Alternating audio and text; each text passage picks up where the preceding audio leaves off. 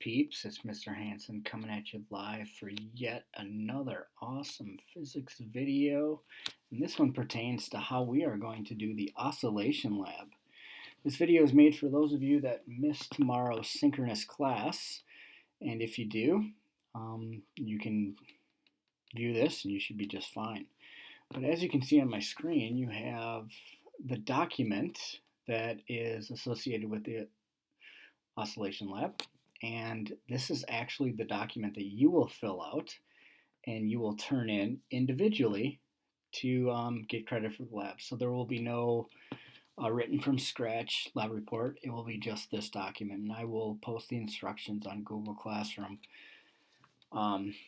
tomorrow at some point.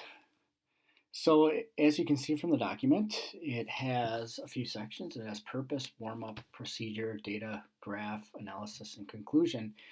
And the document is providing you with the statements that guide you along, the questions that can guide you along so you can complete the lab. And the first section is the purpose, and the purpose states that you will graphically and mathematically model the relationship between period versus mass, period versus spring constant, and period versus amplitude of a mass on a spring oscillating up and down. So one thing we want to remember is period is the time of one cycle, and if we're talking about something that's oscillating back and forth, we want to know what the time is of one cycle of that thing oscillating back and forth.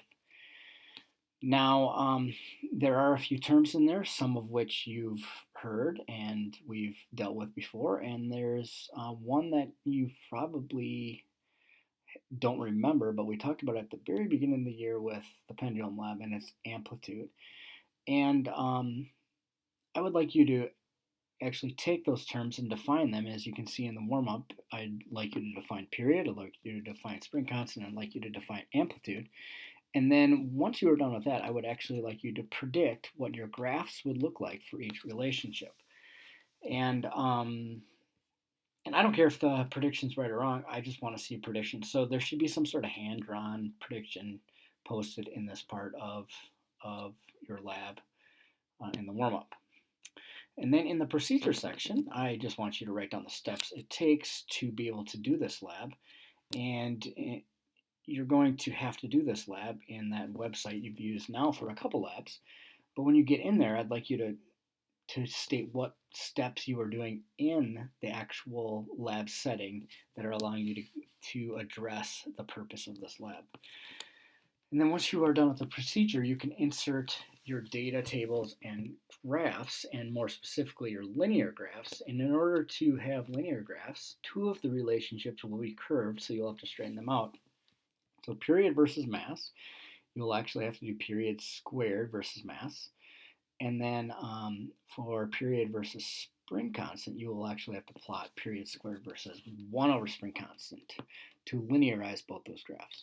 So once you have those graphs done, then you can write down what your mathematical equations are in the analysis section, and then just give me a quick explanation if your fit of your data is acceptable, and explain it in terms of correlation. So, if the correlation is good, then you obviously have a good fit of data. If it's bad, then you don't.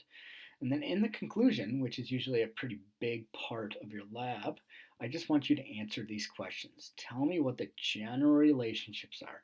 What is proportional to what? And I want you to do it for each graph. And then I want you to do a combined general relationship. So what is proportional to what? And it's including all of those variables from the lab. And then finally, what I want you to come up with in number 5 is a general mathematical relationship for all of these variables.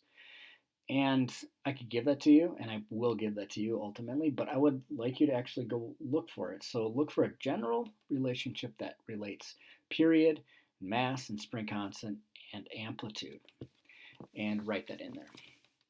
All right, so you are going to go to this website, which I already have open in another window.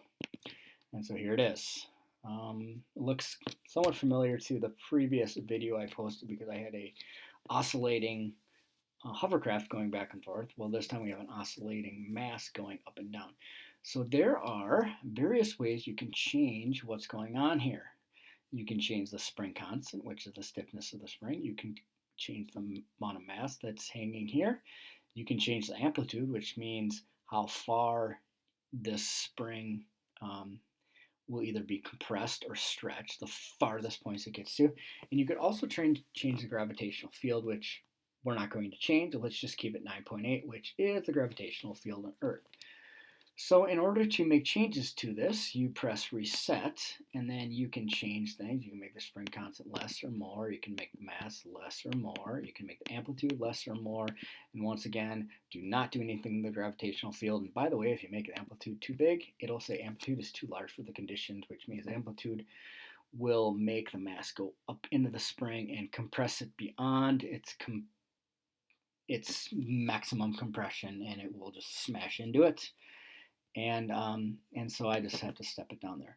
So what I'm going to do is with these settings right here, so I have 25 Newton per meter spring constant, I have a mass of 150 grams or 0.15 kilograms, and I have an amplitude of 5 centimeters, or you could say 0.05 meters. If you convert the mass and the amplitude to kilograms and meters, that's great. If you don't, it'll be fine. So with these set here, I can just press collect, and as you can see, this is how it moves up and down with these parameters. Now, what I'm going to go down here is I'm going to look at this graph. And now this graph will give you one big piece of information. It will give you the period. The period is the time of one cycle of this thing going back and forth. And in order to be able to find that on the graph, you need to look at the wave, and you need to look at where it starts. And then you need to look at how it goes through its whole wave. And then you have to look at the point where it gets back to its original position, which is down here. And so then what you do is you look at, okay, how much time went by from where it started here to where it ended here. And it looks like the time is about 0.50 centimeters. So the period of these parameters is 0.50 seconds.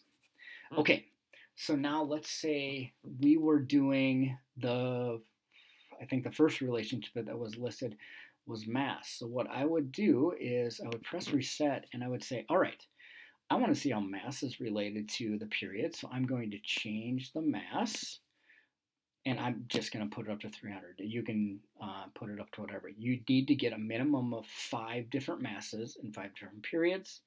And then once you get done with that, you'll have to do 5 different spring constants in 5 different periods. And after you do that, you get 5 different amplitudes with 5 different periods. But remember, you only change one thing at a time. So now I'm going to press collect. And as you can see, the thing is oscillating slower.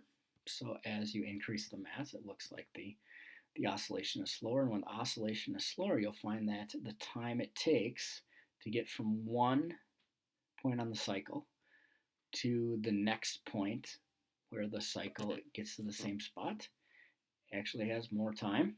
And in this case, it looks like the cycle has now taken 0.70 seconds. And so now you have a different period for a different mass. And so you just press reset again, change your mass. Oh, it looks like I maxed out the mass, so go down, just go to whatever. You'll notice here that it says for my mass, the amplitude is too large for the conditions. So what you may want to do for mass and spring constant, you may want to have the amplitude set at a very low value, just so you can get all 5 masses in there and all 5 spring constants in there. You will want to probably have a relatively high spring constant when you are making the amplitude go up, because when the amplitude goes up, it needs to go back and forth more, and a higher spring constant will not allow it to do that. So just keep that in mind as you are working through this lab. So once again, when you're doing this lab, you're going to find the relationship between period, the time it takes to go through one cycle, versus mass. You're going to find the relationship between period, the time it takes to go through one cycle, and spring constant, and then also the period versus the amplitude of the motion. So I hope this works out for you. If you weren't able to make it to the synchronous class tomorrow, obviously you need to view this video. If you did make it to class and you didn't catch everything, then this video will be there for your viewing. Good luck to you, and please fire questions at me when needed.